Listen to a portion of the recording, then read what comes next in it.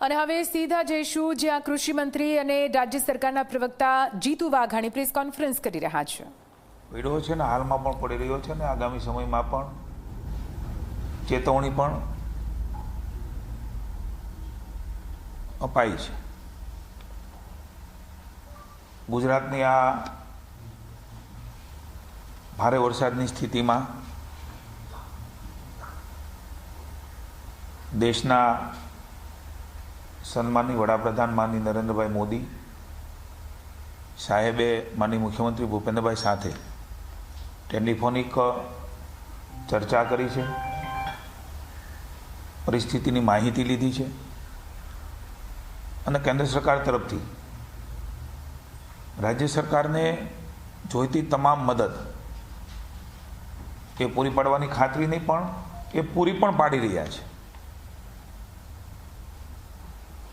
ગુજરાતના ગાંધીનગરના સાંસદ ગૃહ અને સહકારિતા મંત્રી આદરણીય અમિતભાઈ શાહ સતત માનનીય મુખ્યમંત્રી ભૂપેન્દ્રભાઈ અને રાજ્યના તંત્ર સાથે મોનિટરિંગ કરી રહ્યા છે। એમણે પણ મુખ્યમંત્રી ભૂપેન્દ્રભાઈ સાથે ટેલિફોનિક વાત કરીને માહિતી મેળવી છે। આ સંજોગોમાં માનનીય વડાપ્રધાન શ્રી એ ગુજરાત રાજ્યની જનતાની સાથે આફતની સ્થિતિમાં ઊભા છે। મુખ્યમંત્રીશ્રીએ પણ સ્ટેટ ઇમરજન્સી ઓપરેશન સેન્ટરની રિયલ ટાઈમ મોનિટરિંગ કર્યું છે। સ્ટેટ ઇમરજન્સી ઓપરેશન સેન્ટર એ પણ માનનીય મોદી સાહેબે શરૂઆત કરી તેને જિલ્લામાં પણ આ પ્રકારના સેન્ટરો સાથે સતત સંપર્કમાં સેન્ટર રહીને ડિઝાસ્ટર અને મદદની જ્યાં જરૂર છે ત્યાં એ પહોંચાડી રહ્યા છે અને સંપર્કમાં રહી રહ્યા છે। રિલીફ કમિશનરના ઇન્ચાર્જ ગૌરંગભાઈ મકવાણા,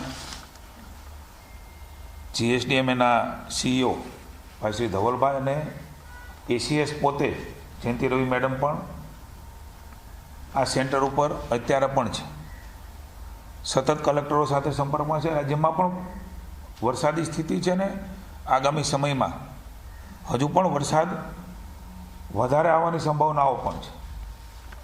તમામ કલેક્ટરોને ડિઝાસ્ટર માટે સમગ્ર તંત્ર માનનીય મુખ્યમંત્રીના માર્ગદર્શન નીચે સાબદું કર્યું છે। ઉપમુખ્યમંત્રી શ્રી હર્ષભાઈ સંઘવી એ પણ ભારેથી અતિભારે વરસાદ છે એ ત્યાં માનનીય મુખ્યમંત્રીની સૂચનાથી પહોંચી ગયા છે। હાલ નવસારીમાં છે। સ્થાનિક મંત્રી નરેશભાઈ, વલસાડના સ્થાનિક મંત્રી અને નાણામંત્રી કનુભાઈ, ધારાસભ્ય, સંસદ સભ્યશ્રીઓ, ભારતીય જનતા પાર્ટીના સૌ કાર્યકર્તાઓ, NGO તમામ લોકો સંવેદનાથી લોકોની મદદમાં જોડાણા છે। ખાસ કરીને આ સ્થિતિની અંદર અત્યારે તાત્કાલિક જે જરૂરિયાત છે એ બચાવને રાહતની છે। રેસ્ક્યુની કામગીરીમાં મદદરૂપ થવા માટે 3 NDRFની ટીમ તથા 5 SDRFની ટીમ એ કાર્યરત છે। લગભગ 25 જેટલી બોટો પણ ફાળવવામાં આવી છે અને જેટલી પણ જેવી જરૂર હોય એ પ્રમાણે કેન્દ્ર સરકારે પણ મેં પહેલાં કહ્યું એમ મુશ્કેલીની સમયે એ ગુજરાતની જનતાની સાથે છે, એટલે માત્ર મદદ કરવાની વાત નહીં પણ એ પ્રકારની ટીમો પણ પહોંચાડી છે અને સાંજ સુધીમાં અન્ય પણ ટીમો એ અહીંયા આવી રહી છે। ખાસ કરીને એક તાપીમાં તણાઈ જવાથી માનવ મૃત્યુ થયું છે। રાજ્યની સરકાર સંવેદના વ્યક્ત કરે છે, દુઃખ વ્યક્ત કરે છે। સાથે સાથે વરસાદ હજી પણ શરૂ છે ત્યારે કોઝવે, નદી, નાળા આ પ્રકારના જે પાણીનો પ્રવાહ છે એ પ્રવાહમાં ભૂતકાળમાં ઓછો હોય ત્યારે આપણે પ્રવાહ પસાર કરીને જઈ શકતા હોય એવા બનાવો બનતા હોય છે. પણ અત્યારે જે તંત્ર એલર્ટ કર્યા છે એ પ્રમાણે પ્રવાહ ન ઉતરી જાય ત્યાં સુધી રાજ્ય સરકાર વતી વિનંતી છે, કોઈ પણ લોકો આ પ્રકારનું જોખમ ન લે. અંદાજ કરીને જોખમ લેવાથી જાનહાનિને સર્જાવાની ને મુશ્કેલી થવાની સંભાવનાઓ રહેલી છે. આપણા માધ્યમથી સમગ્ર રાજ્યની જનતાના માનનીય મુખ્યમંત્રી ભૂપેન્દ્રભાઈ વતી વિનંતીને અપીલ કરું છું. તંત્રની સમયની સૂચનાઓ ગૌરાંગભાઈ હમણાં આપણી વચ્ચે વાત કરવાના છે, એના નંબરો પણ આપ્યા છે, નંબરો પણ કાર્યરત છે. તંત્રથી જ્યાં જેટલું શક્ય છે એ પહોંચવાનો પ્રયાસો કર્યા છે. આ વાતાવરણમાં હેલિકોપ્ટર સંભવ નથી તો બોટો દ્વારા લોકો સુધી પહોંચવાનો સંભવતઃ પ્રયાસ કર્યો છે અને એમાં સફળતા પણ મળી છે.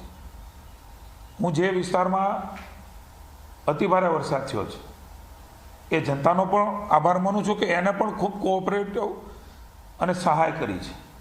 એ પણ તંત્રને મદદ કર્યા છે. સાથે મળીને મુશ્કેલીમાંથી બહાર નીકળવાની ગુજરાતની જનતાની જે તાસીર છે એ તાસીરને આપણે વધારવી પડે, અભિનંદન આપવી પડે. આ સંજોગોમાં આપણે ઝડપથી બહાર નીકળીને કોઈને મુશ્કેલી ન થાય એ પ્રકારની કાર્યવાહી એ તંત્ર કરી રહ્યું છે. ત્યારે હું રાજ્યની જનતાને માનનીય મુખ્યમંત્રીશ્રી સતત ચિંતિત છે, સતત મોનિટરિંગ કરી રહ્યા છે, સંપર્કમાં છે વહીવટીતંત્ર સાથે, જિલ્લાના વહીવટીતંત્ર સાથે પણ સંપર્કમાં છે. જે કાંઈ કરવું ઘટે એ રાજ્ય અને કેન્દ્રની સરકાર એ કરી રહી છે ને કરવા માટે તૈયાર પણ છે. એટલે કોઈ પણ જાતની અફવા, અપ્રચાર એમાં લોકોને નહીં આવવા વિનંતી છે. ત્યાંનું તંત્ર, ત્યાંના તંત્રના નંબરો, સ્થાનિક પ્રતિનિધિઓ, સામાન્ય જનતા, સામાજિક સંસ્થાઓ, આ બધા જ લોકોએ મુશ્કેલીમાં જે લોકો છે એમના માટે તમામ પ્રકારની મદદ માટે એ ખુલ્લા મને આગળ આવ્યા છે. એને પણ હું સરાહના કરું છું. અને પુનઃ એકવાર હજુ પણ વરસાદ આવવાની સંભાવનાઓ રહેલી છે. ત્યારે આપણે જ્યાં જેવી રીતે તંત્રની સૂચના હોય એ સૂચના પ્રમાણે આપણા પરિવારને, આપણી જાતને ત્યાં રોકીને ક્યાંય પણ મદદની જરૂર હોય તો તંત્રને જાણ કરીને ચોક્કસ એ મદદ પણ માગીએ. અને જે સૂચનાઓ મળતી રહે એ સૂચના પ્રમાણે આપણે સૌ એની અમલવારી પણ કરીએ અને એ પ્રકારે કામ પણ કરીએ અને આપણી જાતને પણ બચાવીએ એવી હું સૌને વિનંતી કરું છું. ગૌરાંગભાઈને હું વિનંતી કરું, આપનો કોઈ પ્રશ્ન હોય તો.